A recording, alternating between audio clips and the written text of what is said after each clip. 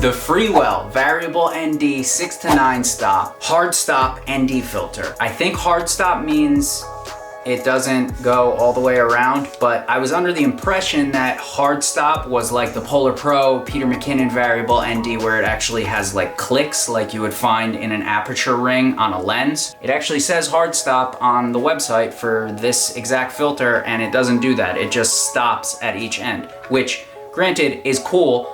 On a cheaper lens filter, you may find that it just spins all the way around and you get that hard black X when you're at the darkest point, but this doesn't do that. There's no vignetting, and it stops at 6 stops of light reduction and 9 stops of light reduction. The reason I got the 6 to 9 stop as opposed to the lower graded one, which is 1 to 5 stops, thereabouts, I'm not positive, was because I figured the darker the better. I could really get a feel and do this review properly, as opposed to something that's not going to darken the image as much. I also like the idea of a 9 stop ND filter because I can do long exposures even if the sun is in the background. I wanted the more powerful one. If I end up really liking this filter to the point where I want to keep it, I'm not going to return it. I might get the lower one as well, or they also offer the Mist edition, it's called. It's obviously in competition with the Polarpro version of that, but basically what it does is it makes it look like your image is a little more foggy, so to speak. There's like a mist over it, hence the Mist edition.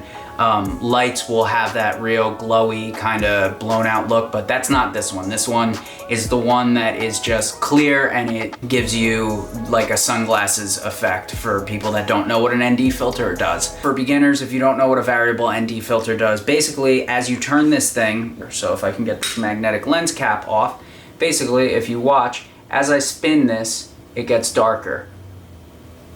So the point being is that gives you more control over the exposure of your images for photography and videography. So basically, if you've already worked the exposure triangle and you don't want to do anything else and you just want to darken the image and that's it, that's where these come in. I bought it in a 62mm, so it fits my I series prime lens from Sigma. This is the 65mm variant, and it also fits this, which is my new G lens from Sony. It is a 90mm macro, and it's pretty awesome. I'm glad that I bought this.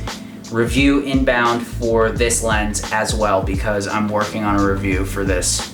One of the first things you'll notice about this filter is that it comes with a magnetic lens cap. So you toss that on there and you don't have to worry about getting a lens cap that fits the filter. I hate trying to get different size lens caps to fit in the filters. It sucks. That was one of the selling points for me, was that lens cap that comes built into that. I think that's an awesome touch that Freewell included. Another thing you may notice is how clean it looks. There's not a whole hell of a lot of branding on it. There's some numbers on the side where you have your stops of light, and there's also a tiny little Freewell logo on the side right there. It just says Freewell on the side. It's not like the K&F filters or the newer filters, which are covered in branding and they look awful. All you get is a red ring. Same goes for the lens cap, super professional looking. It doesn't look, you know, like gaudy or anything like that, which some of you may have to worry about if you're shooting a lot of weddings or a lot of clients. Don't show up with a newer filter on the front of your expensive lenses, because you'll just look like an idiot.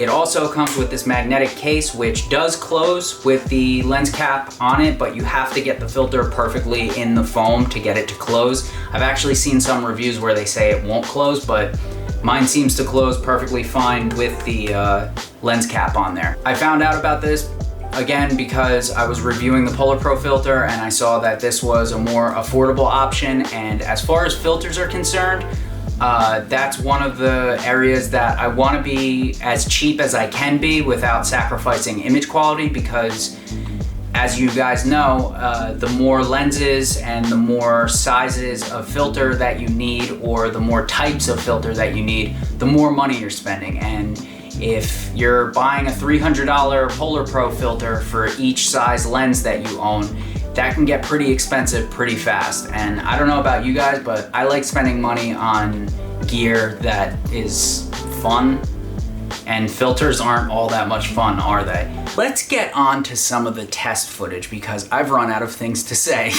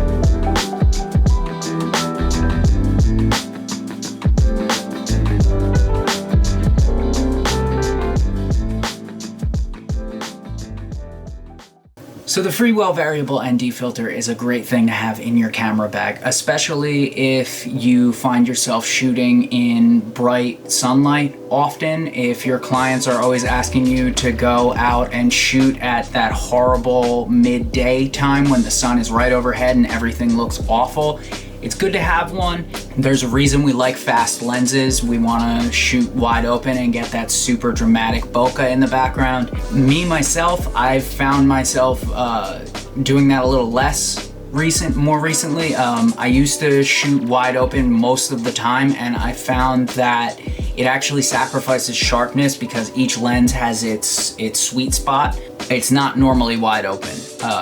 As far as sharpness is concerned, you might find that if you close that aperture up a little bit, you might get a little more sharpness in your videos and photos. But of course, I'm not that experienced, so I might not know what I'm talking about. I do know that variable ND filters have been a lifesaver for me in many situations, and I needed a good one to put in front of the expensive glass that I bought for the A7 III. So if you're looking at some of the cheaper variable ND filters out there, like the K&F concept ones, they do the job. I mean, it's like anything else. If you buy the really nice one, you'll notice why it costs so much, unless it's just overpriced for no reason, but that's not the Freewell. I'm so horrible at talking heads sometimes that I get halfway through and just forget what I was saying. So again, with the informal ending, because I forgot to record one while I had my lighting set up, and I had a visitor drop by, which you can see in the background.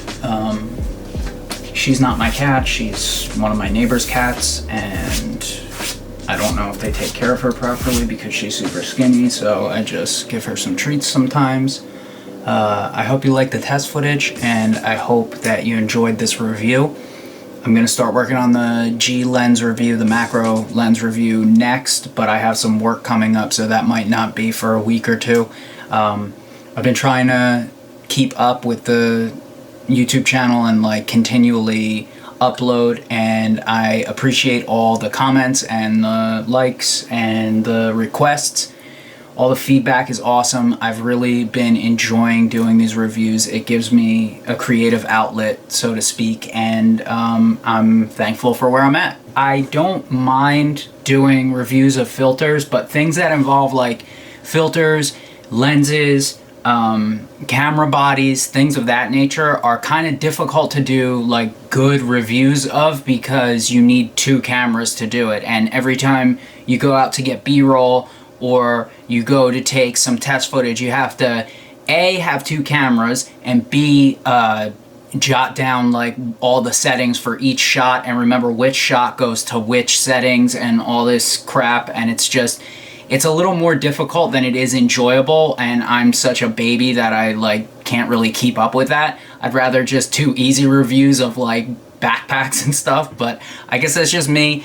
Thank you as always for joining me on another episode of Sam Has a Spending Problem, and I will see you guys in the next one. Bye.